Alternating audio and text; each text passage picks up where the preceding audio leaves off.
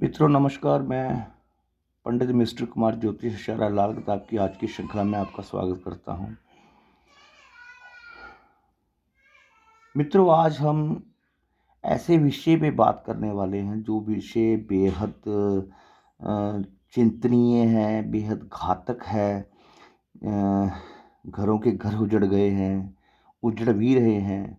और यदि हम जैसे ज्योतिषाचार्य अगर आगे नहीं आए और या हम तक लोगों ने कोई संपर्क नहीं किया और हमने उनकी मदद नहीं की, तो हालात मुझे लगता है कि बेहद बिगड़ जाएंगे आने वाले समय में।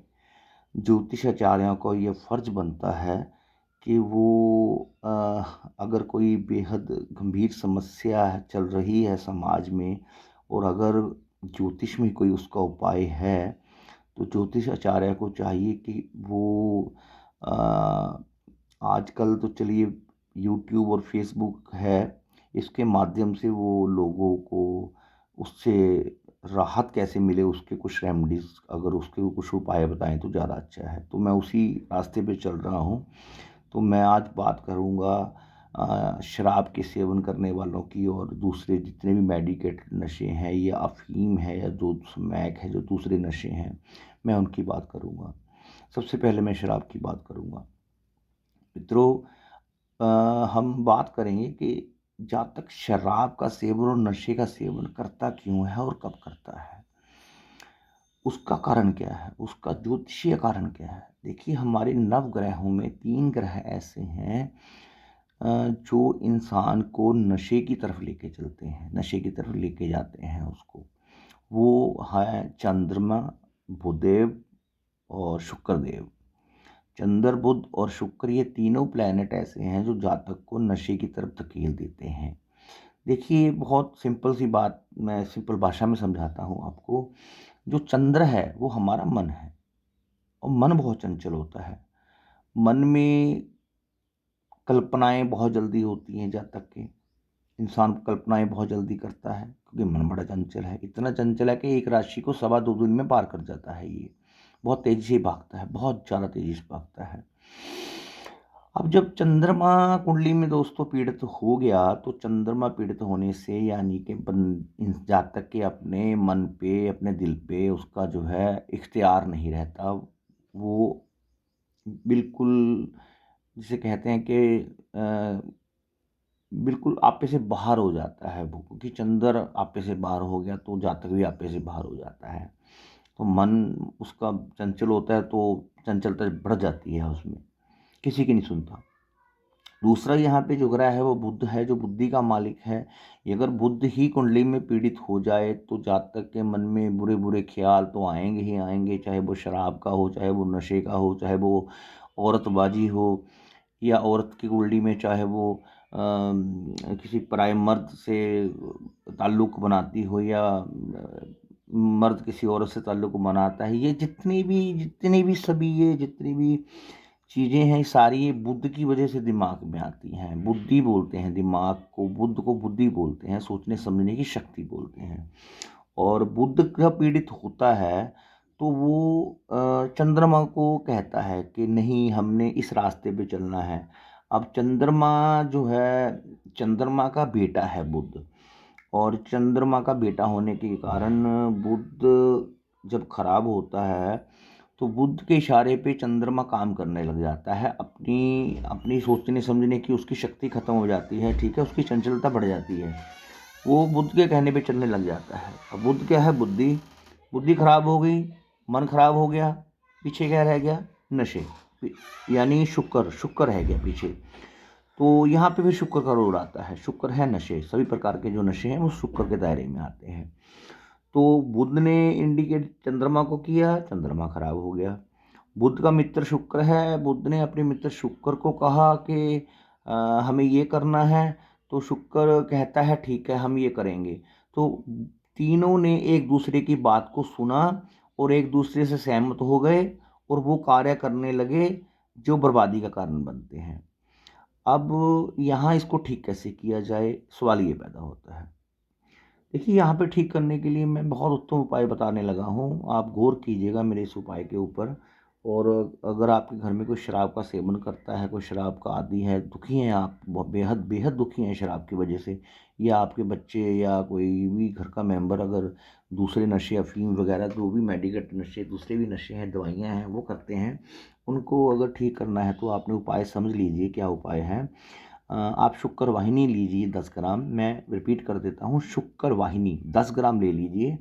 और जब शराबी रात को सो जाए, उसकी खाली शराब की बोतल में वो 10 ग्राम शुक्र वाहिनी डालकर ढक्कन बंद कर कर सोए हुए शराबी जो सो गया है उसके सर से 7 बार आपने क्लॉकवाइज घुमा लेना है, यानी कि जैसे घड़ी चलती है सीधी वैसे घुमा लेना है।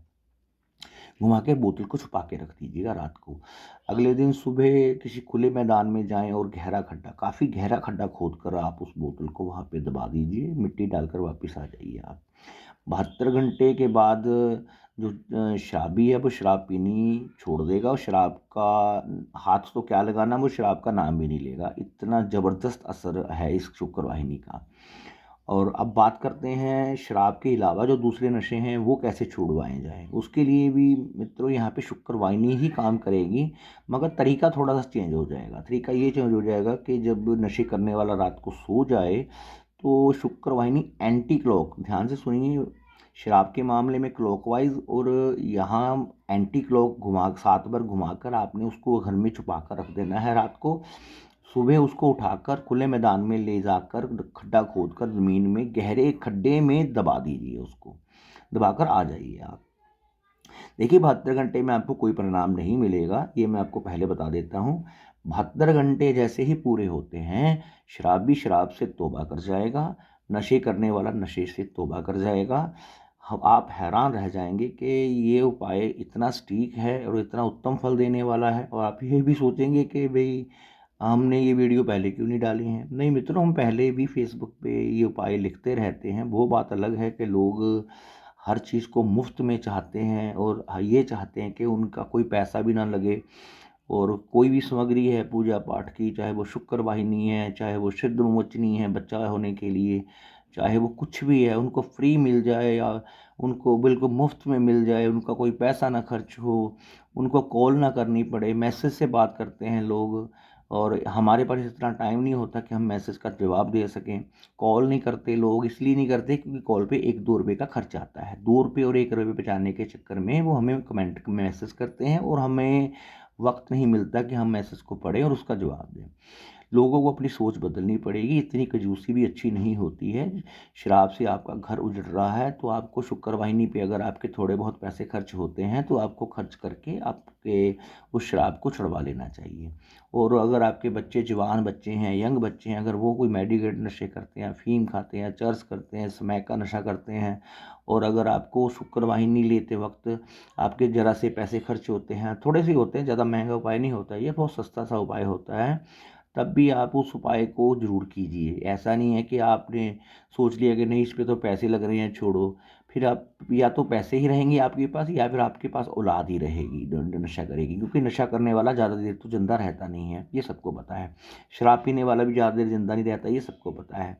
तो ऐसे पैसे को क्या करोगे आप, अगर बंदा ही नहीं रहा तो पैसे को क्या करोगे आप, मुझे बताइए, वो पैसा किस काम का।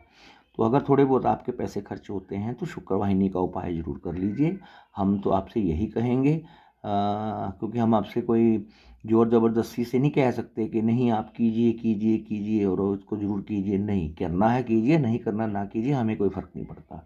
हमारा काम है, हम ज्योतिषाचार्य हैं, हम धर्म से जुड़े हैं, धर्माचार्य कहा जाता है ज्योतिषाचार्य को।